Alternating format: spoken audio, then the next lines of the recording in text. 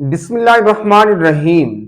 तो नाजरीन, आज हम बात करने जा रहे हैं, क्या बच्चे का पेशाब अगर जिस्म और कपड़े को लग जाए तो क्या गुस्ल वाजिब हो जाता है या फर्ज हो जाता है।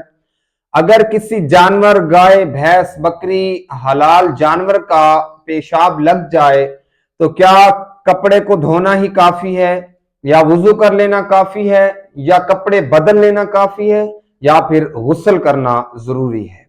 आज हम इन टॉपिक्स पर बात करने जा रहे हैं। आपसे रिक्वेस्ट है मेरे दोस्तों, आप मेरे चैनल पर नए हैं तो चैनल को सब्सक्राइब जरूर कीजिएगा। वीडियो मुकम्मल सुन के दोस्तों तक लाजमी शेयर कर दीजिएगा सदकाए जारिया समझकर, और अपनी राय कमेंट सेक्शन में लाजमी दीजिएगा कि नेक्स्ट वीडियो किस टॉपिक पर बनाई जाए।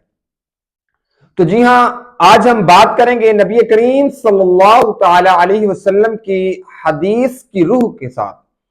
हदीस के साथ हम बात करेंगे कि अगर किसी बच्चे का पेशाब कपड़े को लग जाए तो क्या धो लेना काफी है या कपड़े चेंज कर लेना। देखिए, इसकी बहुत सारी सूरतें हैं। अगर बच्चे का पेशाब कपड़े को लग जाए, अगर वो बच्चा दूध पीता है तो सिर्फ कपड़े को चेंज कर लेना और वुजू दोबारा बनाकर नमाज पढ़ लेना, आप पर गुस्ल वाजिब नहीं होगा, गुस्ल लाजमी नहीं है। इसी तरह ही अगर किसी बच्चा जो दूध भी पीता है, दूध के अलावा जौ खाता है यानी रोटी खाता है, कोई और चीज खाता है, दूध के अलावा दलिया वगैरह कोई चीज भी खाता है, तो अगर उसका पेशाब लग जाए तो फिर उस कपड़े को धोना और उस जगह को भी साथ धोना लाजिम है। क्योंकि जब नबी करीम सल्लल्लाहु अलैहि वसल्लम के पास कोई बच्चा लाया जाता, और हदीस है सही बुखारी 222 हदीस नंबर है, नबी करीम सल्लल्लाहु अलैहि वसल्लम के पास एक बच्चे को लाया गया, उसने जब पेशाब कर दिया तो नबी करीम सल्लल्लाहु अलैहि वसल्लम ने गुस्ल नहीं बल्कि उस जगह को यानी उस कपड़े को धोकर वुजू किया और नमाज अदा की। उसके अलावा अगर जानवर का पेशाब लग जाए तो इसके लिए क्या हुक्म है। अगर हलाल जानवर जिसका गोश्त हम खा सकते हैं, गाय है, बकरी है, भैंस है, कोई मतलब हलाल जानवर हो, उसका अगर पेशाब लग जाए कपड़े को तो उससे भी 3 बार धोकर निचोड़ना और उस जगह को साफ करना, उस जगह को पानी से धोकर आप नमाज पढ़ सकते हैं, आप पर गुस्ल वाजिब नहीं होगा।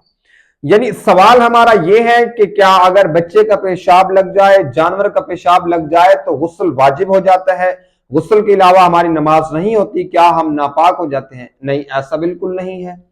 आप सिर्फ कपड़े को धो लें, उस जगह को धो लें, उसके बाद आप नमाज अदा कर सकते हैं। हाँ, वुजू टूट जाता है, वुजू दोबारा करना पड़ता है और उस जगह को धोना पड़ता है।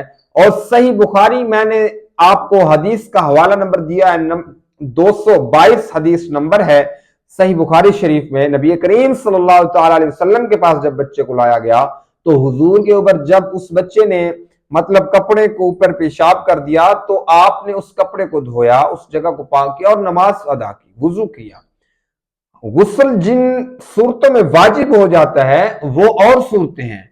वो कौन सी सूरतें हैं? यानी जनाबत, रात को सोते हुए नाइट फॉल यानी एहतलाम हो जाए, या बीवी और खामद के दरमियान खास मिलाप के बाद, यानी जिसको हम कह सकते हैं हम स्त्री के बाद गुस्ल वाजिब और फर्ज हो जाता है, यानी लाजिम हो जाता है आपके ऊपर अपने आप को पाक करना।